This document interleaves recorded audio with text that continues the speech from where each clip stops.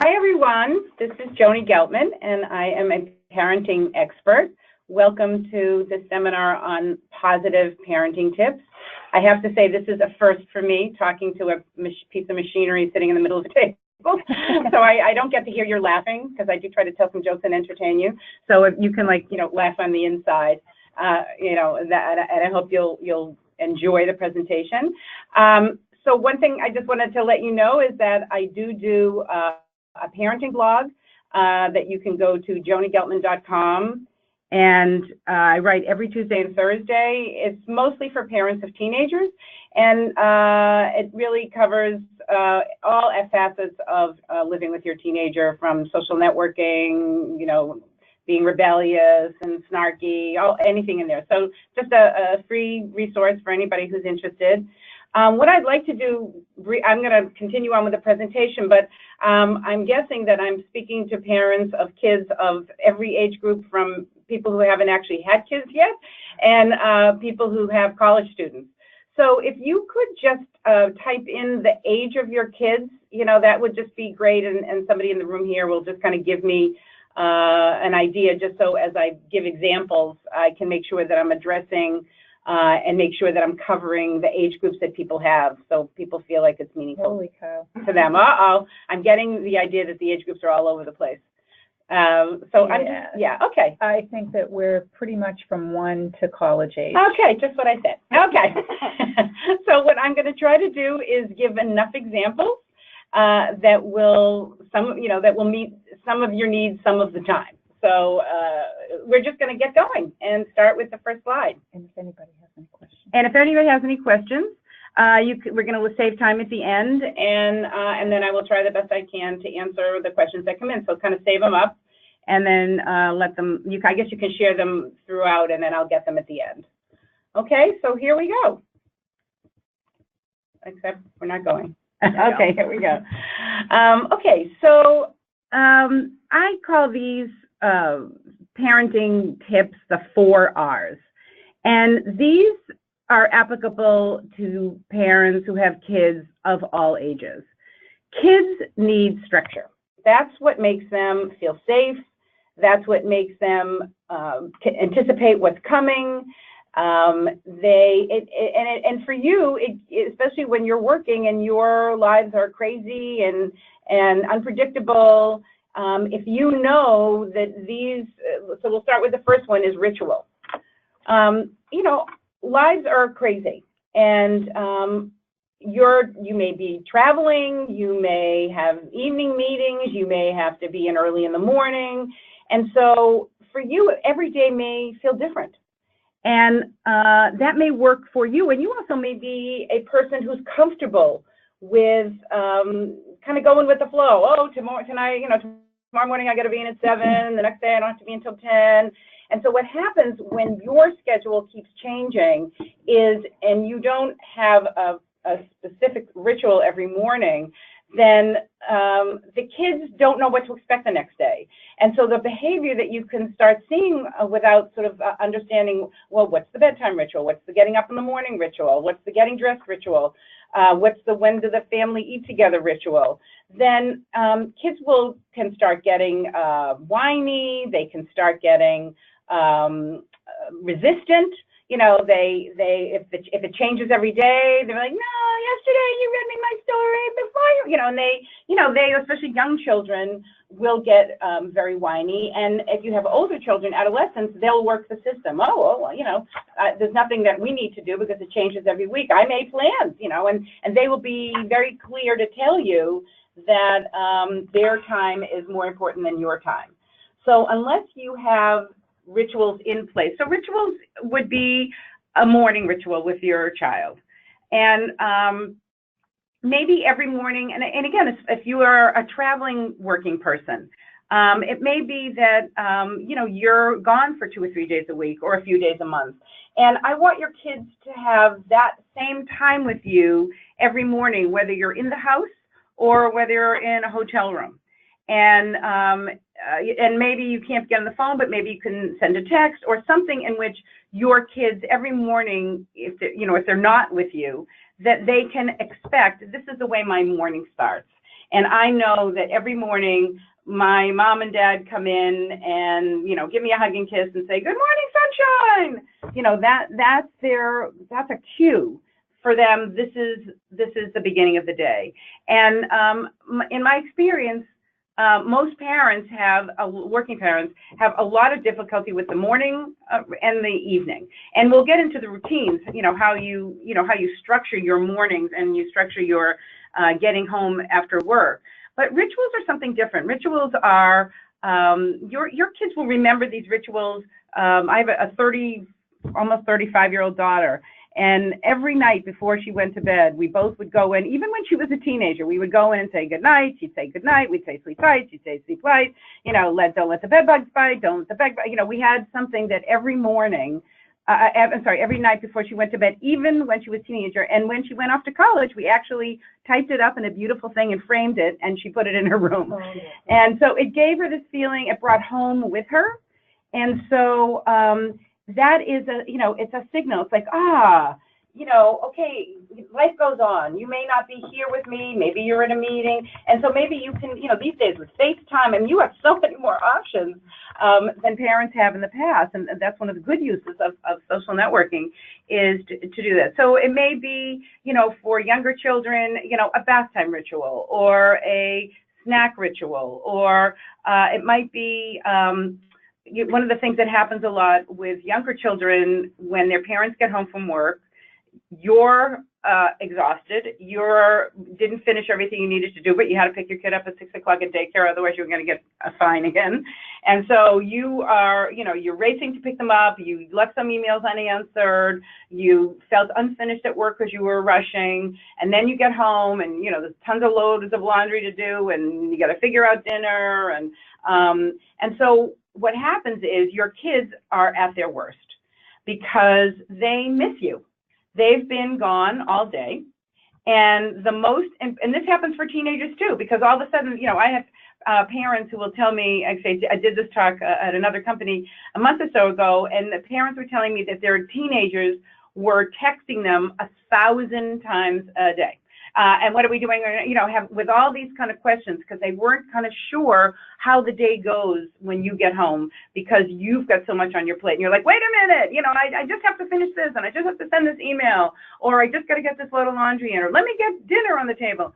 And so your franticness is communicated to your kids, and then they become unsettled, especially younger children. They'll literally cling to your legs. You'll walk and they'll be holding on to the bottom of your legs. So one of the things that I suggest for parents of younger children, through 8, 9, 10, maybe it is a written rule that for the first 15 minutes when you get home, everything else gets put aside. Dinner gets put aside. You can, if your kids are going to be hungry, you can prepare snacks ahead of time, or know what your kids like, so you can, get them a little bag of pretzels and a drink, and that's your couch time. For 15 minutes, they get 15 minutes with you, and maybe the ritual is you read 2 books. Maybe the ritual is you play, 1 round of Candyland, or you play a video game with your 10-year-old. Or you don't ask your teenager as soon as you walk in the door, what's your homework for tonight? So, your ritual could just be an avoidance of the check-in. I know, how was your day? And what did you do? And, when you get into your information need, and that, becomes the ritual, then it becomes a negative ritual where, they literally, run up to, I've just been dealing with a puppy the last few days, and as soon as I want them to do something, or want her to do something, she runs away. And as soon as your teenager's here, and how was your day? And how much homework? How was your quiz today? They literally will run to their room. So creating rituals create safety, whether it's with a young child or an older child. So that to me is one of the most important things. A bedtime ritual, a morning ritual. Maybe you always brush your teeth together. Maybe you always sit at the kitchen table for 2 minutes and say, what are you looking forward to? Here's what I'm looking for. What's the one thing you're looking forward to today? And everybody says, or maybe you do it on the way to, to school or to the bus stop. the same question every morning, the same saying every night, so that your kids, wherever you are, that is in place. And trust me, that will go very far in terms of you feeling connected to your kids and your kids feeling connected to you. And especially those of you who have more than one child, like somebody who is Colin has 3 children, and so it's important. That becomes how, as a family. So maybe you can't sit down to dinner every night, but maybe you can find time where everyone goes, okay, what's the best thing you're looking forward to today? Everybody says their thing, you're done. When you come home, what was your best part of the day? So maybe you can't do the dinner thing, every night, but maybe every Sunday night is family dinner. Or maybe, every Sunday morning, is family breakfast. So there's some part that is sacred. That, I once worked with a parent, he's like, well, I play tennis every Sunday morning. I'm like, well, too bad. You have to give it up, or you have to find a time when you get back or before tennis. Sometimes, parenting, in order to get the payoff, which is that your kids want to do what you say, they feel connected to you, they feel like you're setting aside time for them, and that will come back to haunt you if you don't, because teenagers will tell you, well, you never, and fill in the blank. So they need to see, start from the get-go, and it's never too late to start. So I once worked with a family where they had crazy schedules, and I said, how about you have a dessert time? How about, because one parent usually didn't get home until 7 or 8 at night, and of course everyone was starving. So, or maybe 3 nights a week they had dessert night, and that parent who wasn't able to make dinner always stopped on the way home from work on those 3 nights and picked up a special treat. And when she got home, it was the mom. They sat down for 5 minutes, 10 minutes, had a cupcake, and and we worked on that, and that really changed. It was like, oh, we are a family. Okay, rituals communicate family. Okay, so that's ritual. Routines. Kids thrive on routines, and again, as adults, some of us don't need routine anymore. I know my day is different every day, although I do like to have my cup of coffee and read the newspaper every morning. And when the Globe, I'm living in Boston, and when they don't deliver my newspaper, I go crazy and call them up and scream and yell, because they have ruined the way I start my day. And so kids are very drawn to routine, and especially of bedtime routines. And those are, I think, bedtimes and mornings are when these can be a nightmare if you don't start them and be consistent. And that's the thing about routine: consistency, consistency, consistency. Sometimes parents will say, oh, you have all these good intentions. Well, this week we're going to start, and you have your, it's like having a New Year's resolution. It's like, this is what we're going to do. And then you do it 3 days, and then, something comes up and you get out of it. And then, when you don't give something time to integrate, it doesn't integrate. So if you think about, looking at the next tip is rehearsal. I'm just going to give you an example, because this is what I mean about consistency. Think those of you who have young children and you're trying to teach them please and thank you. How do you do that? Repetition, repetition, repetition. Every time they say, I want a snack, and you say, what do you say? And they say, please, can I have a snack? And then you say, and what do you say? And then they'll say, thank you. And you do that for 4 years. You literally do that 1,000 times for 4 years. That's not only a routine, but it's what we call rehearsal, which I'll get to in a second. So routines must be consistent, and you need to, if you're starting something new, maybe you're starting a new ritual. Maybe you're starting a new morning routine because you've realized it's gotten absolutely crazy. And you're running to the bus every morning, or you're, the clothes are, you've got an 8-year-old who's fighting you every morning because, no, I want to wear the t-shirt I wore yesterday, and every morning there's a fight about what they're going to wear, or what they're going to have for breakfast, or what are you going to make them for lunch, or, and if you don't have that down to, it's the same thing every day. Once you do that, and it's not a fight anymore, then it's like, yep, this is the way we do things. And, going back to that please and thank you example, then your kid starts to go on play dates in 5 and 6, and the parents will call and say, oh, your kid is so polite. Well, it's like, yeah, you worked 4 years for that to happen. It wasn't, they weren't born with politeness. You have to teach them. And so routine is, so if you have a teenager, for example, and you're like, you know what, we've never done chores with our kids. They have to take some responsibility. Well, you can't just say, every Thursday now you're going to take out the garbage. You have to make sure it's going to take them a month or two because they don't want to do it. And this goes for all kids if you're teaching them how to do chores. You can't have them bring their plates from the table after they've eaten dinner 2 times and forget to do it. You do it Monday and Tuesday. Oh, we're right on that. Then Thursday and Friday, you were at a meeting. And so, there was a babysitter, and the babysitter didn't know that they were supposed to take their plates to the table. Well, then Friday, you went out to dinner, and then Saturday, and then finally Sunday night, it was like, oh, yeah, don't forget to bring your plates to the table. Someone has to do that every night, whether it's you or the babysitter or someone, and remember that it has to be so that it's rote, becomes like rote memory. They don't even think about it anymore. It's like plate, sink. But that only happens because you have taken the time and you've reminded yourself. And again, as a working parent, it's really hard because you yourself are very distracted many times when you get home because you have an unfinished work day and you're trying to multitask.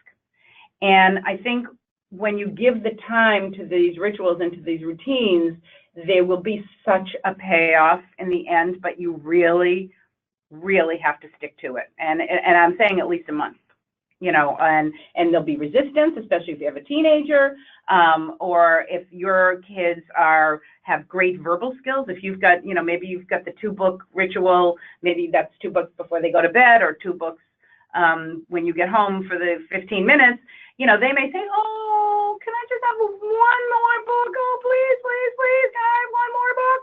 And, you're feeling guilty, and why can't I just read them another book? So, like, on Tuesday, you do the 2 books, but then on Thursday, you feel guilty, you do the 3 books, and then now what's happened? They're like, oh, I got the 3-book going here. And then, so it's really, for you, the consistency.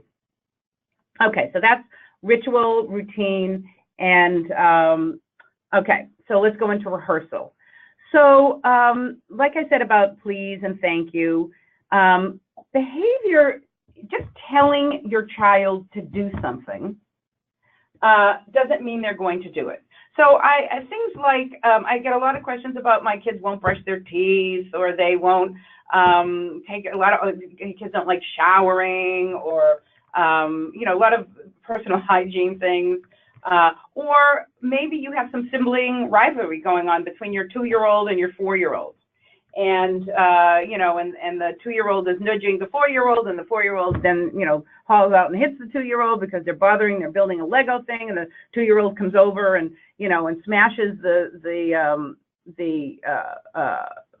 Lego tower, and then before you know it, you've got 2 kids having a total tantrum. Or, you have a teenager who starts to show some attitude. And, they start with, maybe the weekend comes, it's like, so-and-so, we're going to such and such on Saturday night. And you're like, I didn't hear a question there. So it may be that they just start to tell you. That's what happens in adolescence a lot, is they'll just tell you something. They don't ask you, they just assume that they're in control. And so you may have to rehearse with them the language. I need a question in there. And every time they make a demand, you may have to say, let's hear that in a question. And you may have to say that over, let's hear that in a question. Just the same way you're rehearsing with them how to ask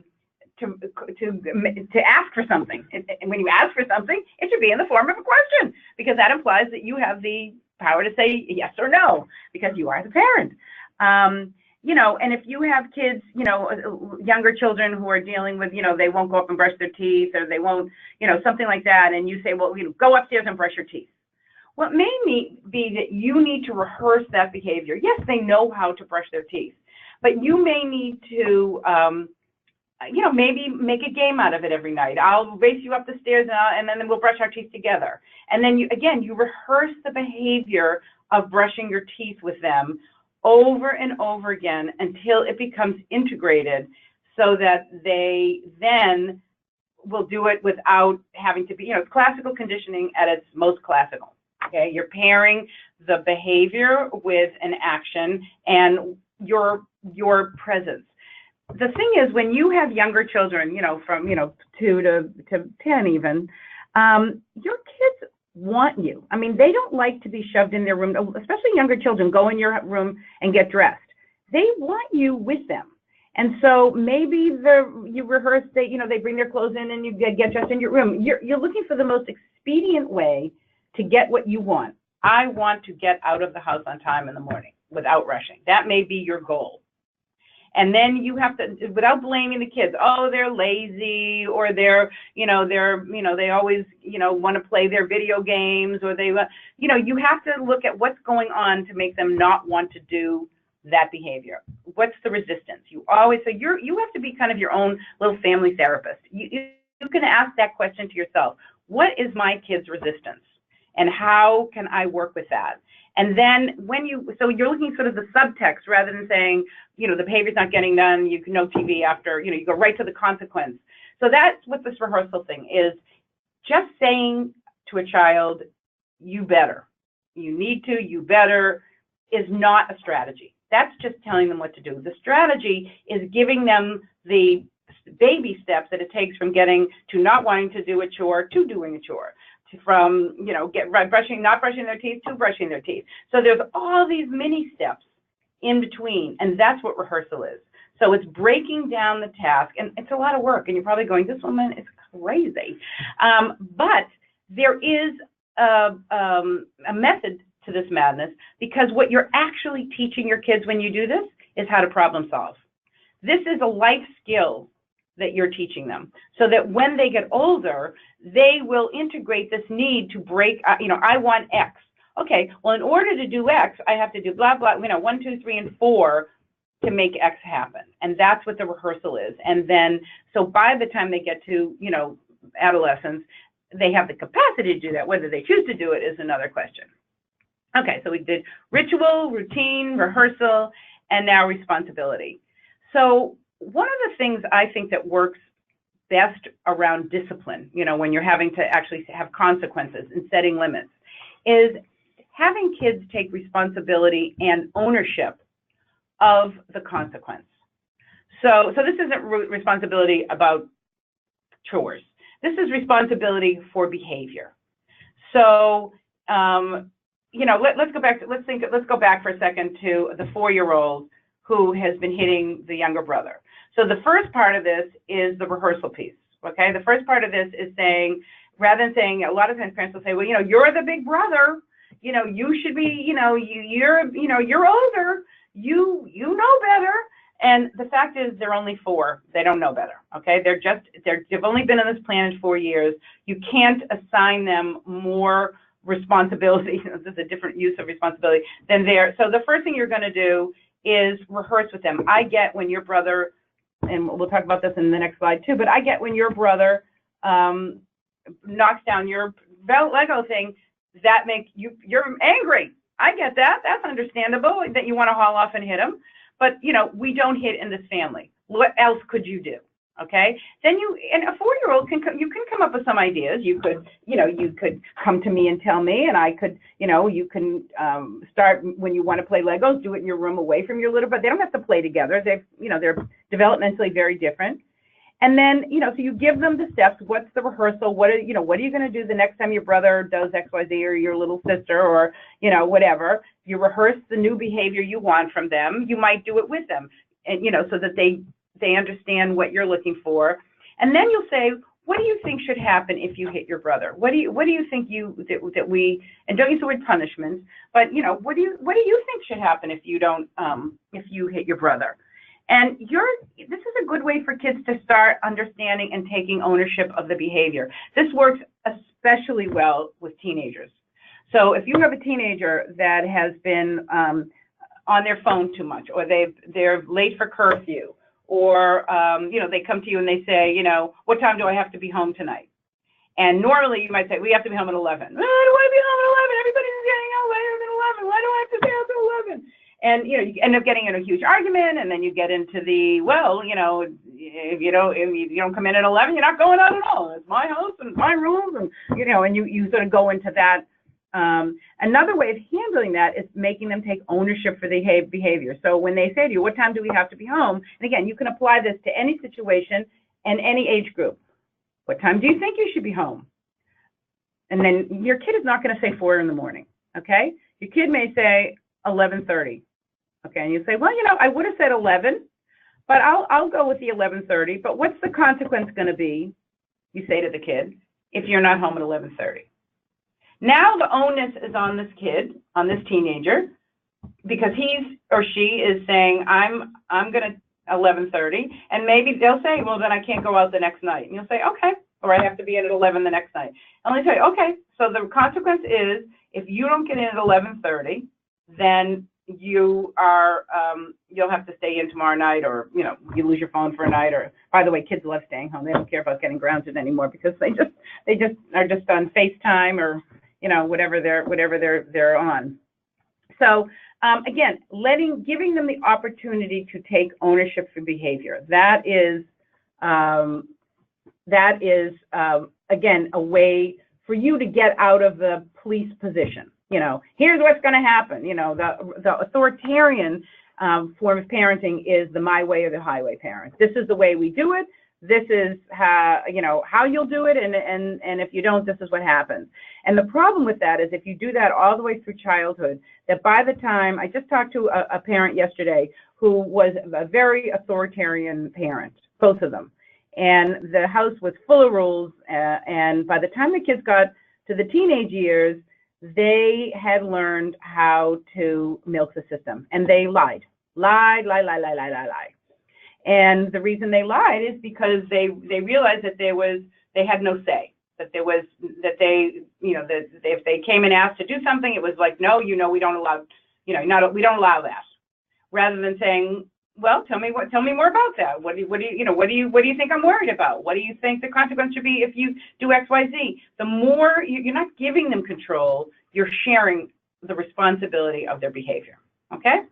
So that's ritual, routine, rehearsal, responsibility. Those are the 4 R's. Oh, where did I go here? Okay, rules. I feel like I'm sorry if I'm making you crazy. Oh, here we go. It looks like sorry, I'm making you crazy. Okay, so this is what I call the power of understanding. This is really my whole philosophy of parenting in these 4 words. I call them I get it moments, okay? So when you say no to your kid about anything, I don't care if it's a 2-year-old or it's a 17-year-old. When you say no to any child, teenager, young adult, in their heads, it's already a yes, okay? They're already expecting to be able to do whatever that thing is that they have asked to do, and then you say no, and you have now crushed the dream, whether it's, reading another book or going to a party where there's no family there, no one's going to be home, or wanting to go to a concert on a Sunday night at midnight, or, not wanting to practice piano, or I don't know, whatever the thing is, okay? And as a working parent, you are already stressed to start with. You are, you don't have a lot of resilience yourself probably by the time that you get home. And so a lot of parents I know work with tend to go to, the quick to anger, yelling place. They get themselves very short-tempered. And so, listen, when you say no to your kid, they're not going to turn to you and say, that was a good parenting call. Great, thanks for keeping me safe, or thanks for making a good decision. No, they're angry, and they will show their anger, and they're impulsive, and they don't have control over their emotions yet, especially if they're young children. If you say, your 2-year-old says, I want a snack, or your 4-year-old says, I want a snack, and you say, well, we're having dinner in an hour, and you get, I want a snack, or you're in the middle of, your supermarket, and your kid wants to buy a treat, and you've said no treats, and, they throw themselves on the floor of the supermarket, hysterical crying. I mean, that's just natural. It's not that you have a kid, who is deliberately trying to drive you crazy. It is that they don't have that control over their emotional life yet. Adolescents definitely don't, because they live in the emotional part of their brain more than their thinking part of the brain. So the power of understanding is starting from a place of understanding. So when you say no, if you feel clear about what the no is, no to a snack, no to a concert, whatever the thing is, no to a extra video game, whatever the thing is, you are able to say, I get that doesn't make you happy. I get that's not the answer you wanted. You start from a calm place, and you can use those 3 words, I get it. I even wrote a book called I Get It, magic words for parents of teenagers. And when you use this, you're basically, it's just empathy. There's no magic going on here about what it is, but it's using old-fashioned empathy. It de-escalates the emotion that your kids are showing.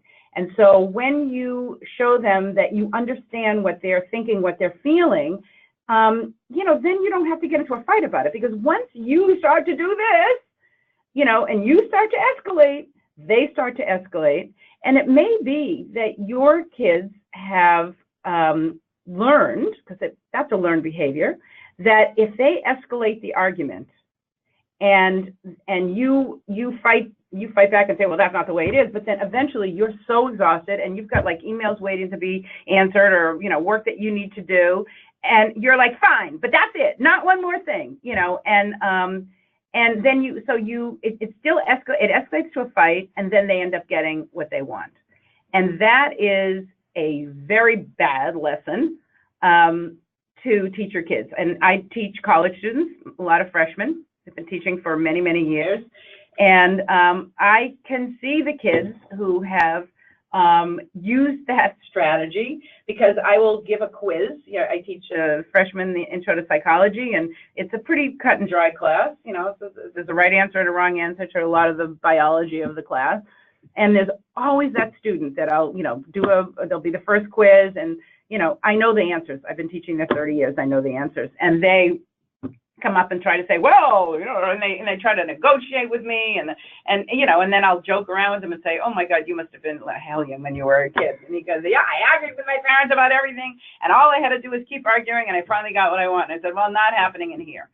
So this starts very young. Even though you might have, a kid who has great verbal skills, you may have that 4 or 5-year-old or 3-year-old that is so good. I call them the little lawyers.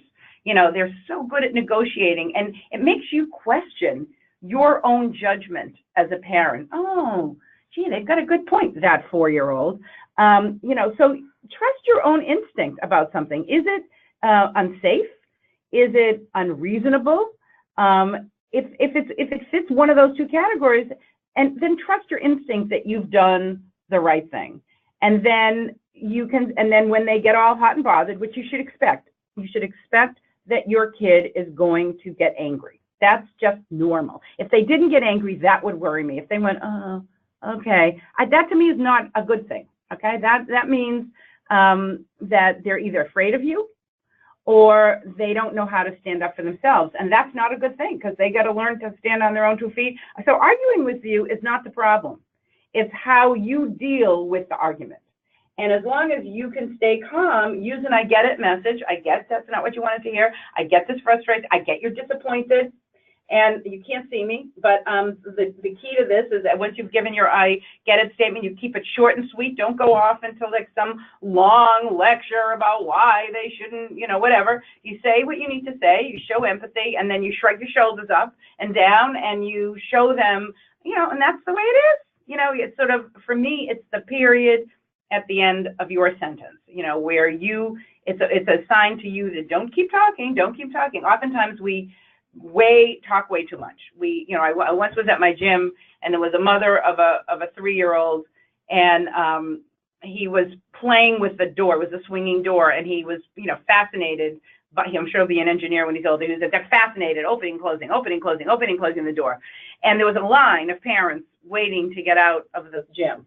And I'm listening to this mother go, now, honey, I know you're having a good time, but she didn't say it with force. I get you want to play with the door, but there's people who need to get out. Done. Pull the kid out, you finished. It's not a negotiation about whether or not he should or should not be playing with the door. That because it's unsafe, period. Okay, so the power of understanding. Okay. Okay, so let's move on to the next one. Okay, rules. This was with a parent. I was working with a couple. I do parent coaching, and I was working with a couple last week, and they have an 11-year-old daughter, and the daughter's in 7th grade, and they had just, this previous summer, given their daughter her first iPhone, the smartphone, and they showed me the contract that they had her sign. And the contract, I'm not kidding, 3 pages long. I looked at the contract and said, no way I'm following this thing. I mean, if I had been any, and she signed it because she probably couldn't even understand most of it. And I mean, you would have had to gone to a lawyer. It was like a, a prenup agreement. It was so complicated. Okay. Way over complicated. So the first thing is, when you make these rules, keep it simple. I should put that on here. Keep it simple. They had every contingency planned for, which, I said to them, I'm so impressed how much about this, the whole life of a kid on a smartphone. I said, but, and what did this girl learn how to do? She learned how to circumvent almost every one of those rules. She went on a really dangerous live site where she was meeting strange men. She was, this website called, I'm having a senior moment, but, I'll remember what it is in a second.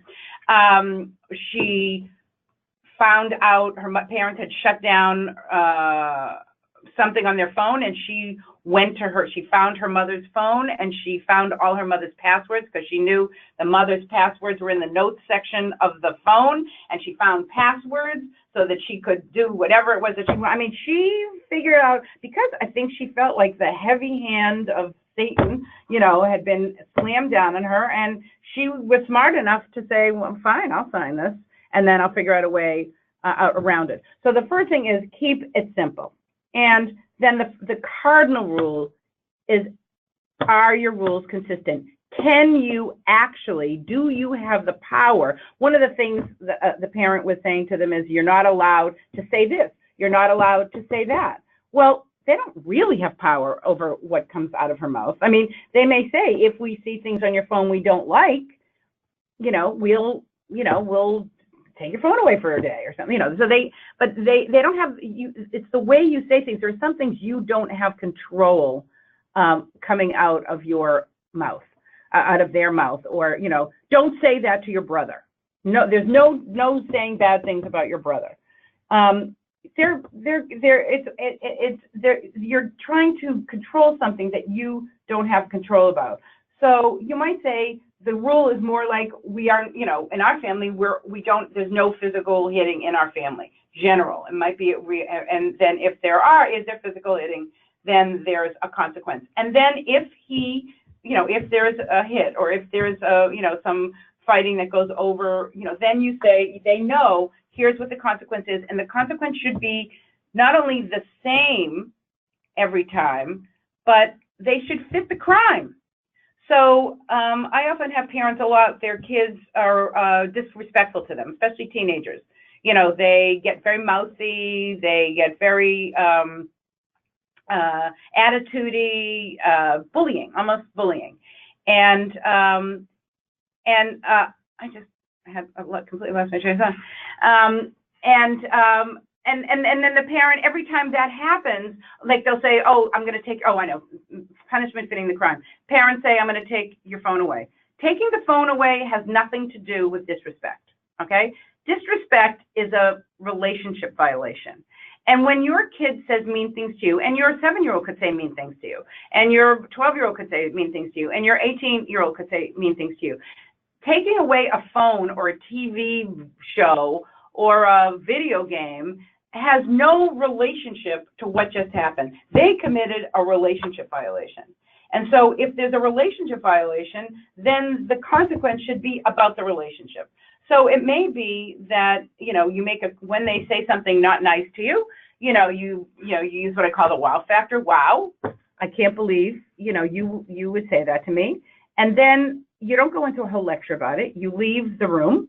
And then the next time your kid comes to you, which could be in 5 minutes, will you play a game with me? Will you take me to the mall? I need a ride to so-and-so's house. What you can say is, I would have, because I love you and I love doing things for you, but when you just said, and you say the thing that they just said, I don't feel like doing that for you right now. That's a consequence for a relationship violation. Okay, if they do, so make sure that the punishment fits the crime. I have that as the fourth one. I'm talking about it right now. And then whatever that is, be consistent.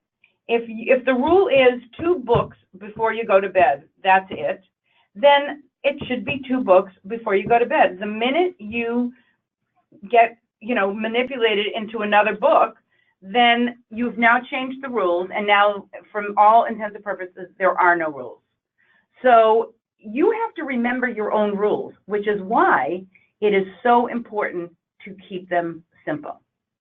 And including your kids in the conversation. This goes back to what I was saying before about ownership and responsibility. Have you included your child in the discussion? Have you said, what do you think the rules in the house should be? Now, obviously, I can do that with a 2-year-old, but when you have older kids, you can say, well, what do you think we should do, about TV? And if you're setting a time limit, don't expect they're going to know 30 minutes. If you're saying, you can watch 30, you can play a video game for 30 minutes, you have a 10-year-old who loves his video games or her video games, or has a cell phone. And so you can say, here's the amount of time that you have. And if you need to, put a reminder on their phones or have a little time clock so that they, start to say, again, remember that rehearsal and strategy. Don't just set a rule and expect that that's all you have to do to make them follow it. You have got to give them the roadmap to following that rule. So are the rules consistent, and are you consistent? Honestly, most rules will work if you do the same one over and over and over again. And not everything needs a rule. There are things that one night can be one thing and one night, but if you feel really clear as you don't want your kids on using too much screen time, whether you've got a 5-year-old or a 16-year-old, get parental controls. That's the best thing that you can do for screen time. But if you're going to say, you know what, it's 30 minutes at a time. If you've got young children and they're playing video games, you set the amount of time, and then you give them the strategy for knowing when 30 minutes are up, and then what the consequence is at the end of 30 minutes, which is that you come and you take that game, even if they're in the middle of a game, even if they start throwing a temper tantrum. I'm in the middle of it, everybody's, because they do these games and they're online with their friends and they're doing the game. If you allow yourself to be manipulated, then it's on you if every time you do that, it's a fight. If you're consistent, that's the rule, 30 minutes, make sure that you haven't made it too short. So the first thing is to saying, if the rule isn't working, how come? Am I being unreasonable? You're saying to yourself, am I setting this rule up to fail, like those parents did? Those parents set themselves up to fail because they worked too hard on something that should have been more organic, more natural. But there should be, big rules, not minutia, that there's no way, unless you are the most detail-oriented person in the world, you're ever going to be able to remember. And your kids will know when you're not remembering, and they will use that against you. I mean, they will use that. Okay. Okay, so this is important around managing your kids' behavior and is understanding emotions. And, emotional intelligence is a big buzzword these days. This is what, this is how companies function now with, being able to manage emotions. That's what emotional intelligence is. How do you manage emotion? Can you get along with people? And so in order to teach your kids, you have to be on top of yourself. So you have to sort of take a look in the mirror moment and say, what's my emotional style? Am I very passive? Am I very confrontative? Are you an arguer? Are you a person that likes to have the last word? Are you shut down and not sharing feelings at all? Whatever it is that you do, I mean, certainly there's personality and temperament that comes into this, but your kids are also going to learn what do they have permission to do and what do they not. My husband came from a family, I called them the Bickersons. They just love to argue about every tiny little thing. And so that was his model, of communication. And so once our sort of relationship honeymoon was over, I saw the arguing and I'm like, I'm not going there. That wasn't my model. I don't do that. And we had to do some retraining. But, are you that person who likes to have the last word? Are you going to get into this argument? And with a teenager, you'll never win, ever, ever, ever, ever. So you have to have control over your own emotions before you can expect, your kids to have control over theirs. And also the converse of that is, are you shut down and not sharing feelings at all? I have worked, with, your kids have to feel permission. Do they ever see you cry? Do they ever see you? And this is for men and women equally, especially men, how, if you have sons, you need to model for them disappointment, sadness, frustration. That's not maybe, whatever, but, or if you don't share your feelings at all, if you're very kind of closed off, then your sons or daughters will take that with them and feel very closed down. And these parents that I was working with a couple this week, and one of these parents owned it. She said, I don't ever, I keep everything very close to the vest. I'm very controlled. I don't even get angry. I said, well, then get angry. I said, if your kid is doing something wrong, get angry so they can feel the consequence of, what it's like when someone does something wrong. So, be aware of what your own style is. And, the most effective tool you have is modeling. And that means modeling around technology, modeling around relationships. How do you show affection? How do you deal with anger? How do you deal with frustration? How do you, how do you model kindness? How do you model doing for others? Are you out in your community? I often have parents getting their kids to do all the community service, and then I'll say, well, what do you guys do? They're like, well, we're too busy. And it's like, well, you have to find a way to show your kids that you can just be helping an elderly person in your neighborhood. What is it that you do? If there's some behavior or value that you're trying to teach your kids, don't tell them to have that value, show them. So show whatever it is that you want them to be, you show them what that is. And you are the most important person in their life. And they will take their cues from you, knowing that developmentally kids have a different ranges of their ability. But listen, you only have 18 years with your kids, then they're off. And most of their life is lived without you, except the kids never leave home now. But that modeling piece, they will take with them for the rest of their life. And with that, I will open this up to questions.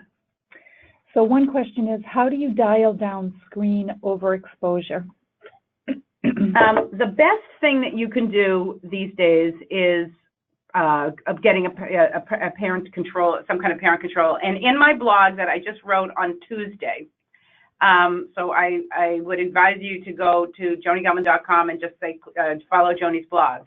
I have an entire blog this week on new apps that your teens are using, and I give you a website, which I don't know off the top of my head, but there's this wonderful website that goes through all the different parent control software that you can download.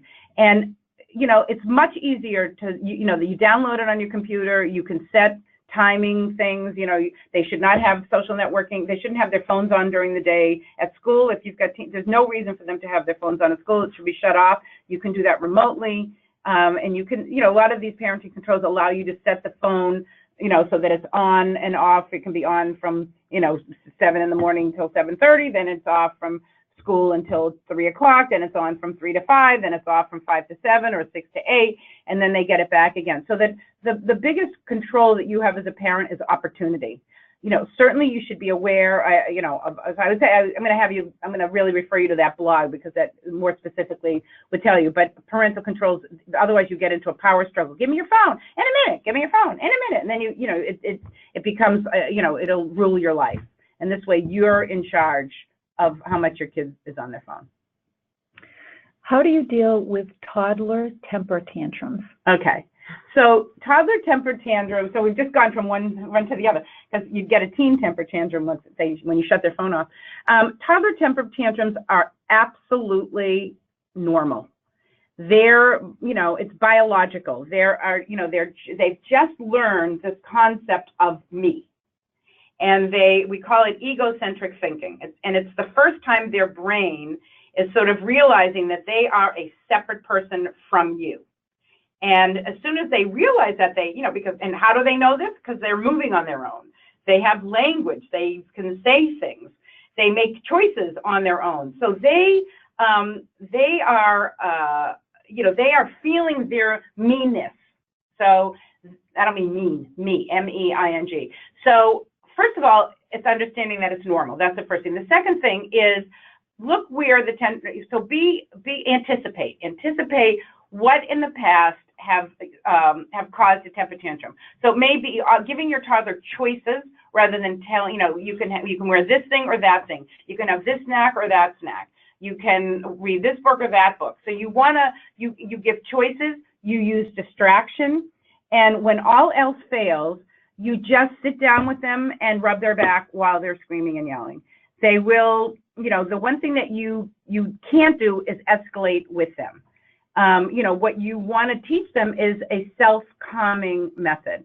One thing that I've used with parents is to get a little jar and fill it with water and sparkly stuff that that you use in arts and crafts stuff. Just kind of an old jelly jar, water and sparkly stuff. And you can start doing this with your toddler. And so when they're having their crazy period, before they do it, yesterday when you were so mad, and you show them this jar and you shake it up, and when it's shaken up, all the little sparkly things are all going a little crazy. And then it just and then when you stop shaking, it kind of calms itself down. And so you keep that. So when your kid starts to have a tantrum, you shake up that jar and you say, this is how you're feeling. Let's watch everything calm down. So you're teaching them sort of the self-calming method. And again, some of it is just they outgrow it, honestly. And I think, are we done? I think we can go. One more? Okay, We could do like two more. Two more? Okay. I have a child who is never happy. If we buy her favorite toy, she appreciates it for a few minutes, and then she becomes unhappy and wants more. Yeah. Okay. Again, you didn't say how old that child was, but 6 years. Oh, 6 years. It's completely normal. One of the new changes that happens in elementary school is this idea. This is a brain change where they can see themselves. They can see everything. It's when they're learning in school, greater than and less than, that concept of greater than and less than. That's a new thinking concept for them. It's part of a cognitive development. And so what that allows them to do then is to compare things. It's like, so you buy them the toy, then they go to some friend's house and the friend's house has a better toy. And so, so they're like, oh, their toy, it's the same concept as the greater than or less than. And so you don't have to, feed into and they have to, one of the skills that they're developing is frustration tolerance. And so it is understandable. So first, it's also understanding there's nothing, you don't have a spoiled kid and, what's wrong with them. Nothing's wrong with them. Their brain now is just sort of allowing them to see more possibilities. And so it's like, well, they're never going to be happy with one because there's all these other things that get better. And so really all you need to do is use that. I get it. Tool that I talked about a few slides ago where, I get this doesn't seem like fun for you anymore, shrug of the shoulders, and that's the end of it. And, if it's time to get them something else, you can say, well, in order to, to get a new such and such, then we have to give up the old thing and bring it to charity, or, so you never just give in to that. There's no, there's no reason. You understand, I get the other thing looks better. I'm sorry, that feels bad. Shoulder shrug, done. That's all you have to do. There's nothing to be solved here. It's just that if you get hooked into the lecturing piece where you're saying, well, we bought you this, and this is what you said you wanted, and you don't need to even go there. She's not, listening to anything that you're saying. It's like a primal, it's a primal biological thing that's happening, and the way she'll learn is just by you understanding the feeling, I guess, as that, that you're disappointed, and I'm sorry. Shrug of the shoulders, you're done. And she'll learn to calm herself down. So we have somebody with multiple children, obviously different ages, and they want to know, how do you go about handling, these different situations, because their needs are different. So one child might say to you, it's unfair that you let my older sibling do something. Why can't I? How do they? Okay, so again, I'm going to go back to that I get it moment. That's a place, that's always a starting point. I get that feels unfair. Okay, I get that feels unfair. And then it's,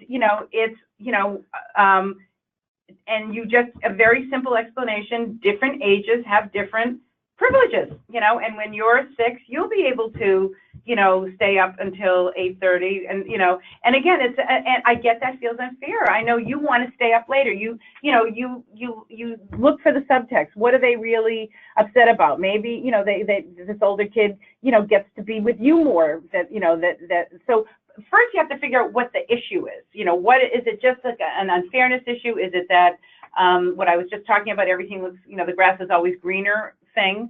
And again, you don't have to over-explain. I get you're disappointed.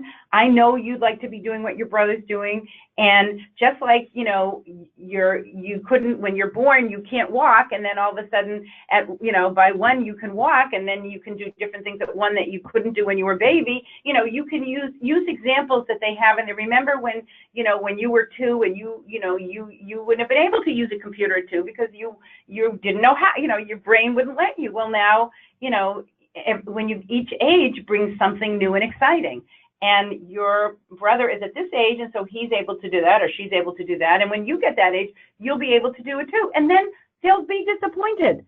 I mean, one of the things I think I've learned is that parents feel bad for their kids, and when they see their kids feel disappointed or frustrated, it makes you feel, you're like a sponge. You take on their frustration, you take on their disappointment, and you want to make it better. You don't like to see your kids feeling bad. They have to learn to feel bad. One of the things I'm learning about this generation right now, because I've seen college students now from 0, from 27 years I've been there, I said 30, but really 27, is I've never seen more kids. I had them did a hand raise on the other day. How many kids have depression or anxiety? Almost the whole class. I have 30 students in each, and they were so open about it. Oh yeah, I am. Why is this? Because we're not teaching kids how to manage emotion. We give in too easily. They have instant gratification because of their phones. If they're bored, they can do something. The only way kids learn to deal with disappointment is by feeling it. There is nothing wrong when your kid is feeling disappointed. They will work it through and get over it. And you want to allow, it's uncomfortable for you, it's uncomfortable for them, but you are teaching them a very, very, very important life skill. And I think that is it. So I hope this was useful. And if you have any questions, you can contact, further questions, you can contact Carly, C-A-R-L-Y, Rosenfeld, R-O-S-E-N-F-E-L-D,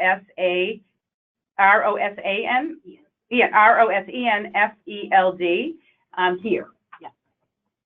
So I hope this was useful for everybody. Enjoy your kids.